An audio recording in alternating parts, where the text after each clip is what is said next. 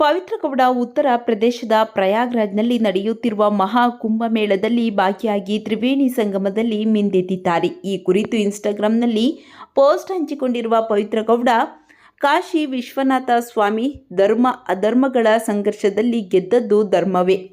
ಮೊದಮೊದಲು ಅಧರ್ಮಕ್ಕೆ ಜಯ ಸಿಕ್ಕಿರಬಹುದು, ಆದರೆ ಕೊನೆಗೆ ಗೆಲುವಾಗುವುದು ಧರ್ಮಕ್ಕೆ. ಕೆಲ ವಿಕೃತ ಮನಸ್ಕರ ಕಮೆಂಟ್ಸ್ ಬೇಸರ ತಂದಿದೆ. ಕಾಲಾಯ ತಸ್ಮೈ ನಮಃ ಎಂದು ಬರೆದುಕೊಂಡಿದ್ದಾರೆ. ಇತ್ತೀಚೆಗಷ್ಟೇ ಪವಿತ್ರ ಗೌಡ ಬೆಂಗಳೂರಿನ ಸೆಷನ್ ಕೋರ್ಟ್ಗೆ ಹೊರ ರಾಜ್ಯಗಳಿಗೆ ಹೋಗಲು ಅನುಮತಿ ಕೊಡುವಂತೆ ಮನವಿ ಮಾಡಿಕೊಂಡಿದ್ದರು. ಆ ವೇಳೆ ಅನುಮತಿ ನೀಡಿದ ಬೆನ್ನಲ್ಲೇ ಪವಿತ್ರ ಗೌಡ ಮಹಾ ಕುಂಭಮೇಳಕ್ಕೆ ಭೇಟಿ ನೀಡಿದ್ದಾರೆ. ಪವಿತ್ರ ಗೌಡ ಅವರ ಪೋಸ್ಟ್ ನೋಡಿ ನೆಟ್ಟಿಗರು ಸಖತ್ ಕ್ಲಾಸ್ ತೆಗೆದುಕೊಂಡಿದ್ದಾರೆ. ಹಾಗಾದರೆ ಇಲ್ಲಿ ಧರ್ಮ ಯಾವುದು, ಅಧರ್ಮ ಯಾವುದು? ವಿಜಯಲಕ್ಷ್ಮಿ ಮೇಡಮ್ ಅವರು ದರ್ಶನ್ ಪರ ನಿಂತಿದ್ದೇ ಧರ್ಮ. ನಿಜ, ಆಕೆ ಸಹನಾಮಯಿ, ತನ್ನ ಗಂಡನನ್ನ ಗಂಡಾಂತರದಿಂದ ಹೊರತಂದ ವೀರವನಿತೆ ಎಂದಿದ್ದಾರೆ. ಮತ್ತೊಬ್ಬರು ಅಧರ್ಮಕ್ಕೆ ಬೆಲೆ ಸಿಕ್ಕಿದೆ, ಅದಕ್ಕೆ ನೀವು ಹೊರಬಂದಿದ್ದೀರಾ.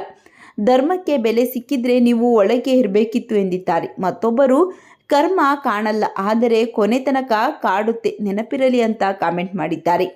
ಇನ್ನು ಸಾವಿರಾರು ಕಮೆಂಟ್ಗಳು ಪವಿತ್ರ ಗೌಡ ವಿರುದ್ಧವೇ ಬಂದಿದೆ. ಪವಿತ್ರ ಗೌಡ ಅವರ ಮಾತಿನ ಬಗ್ಗೆ ನಿಮ್ಮ ಅನಿಸಿಕೆಗಳನ್ನು ಕಾಮೆಂಟ್ ಮಾಡಿ ತಿಳಿಸಿ.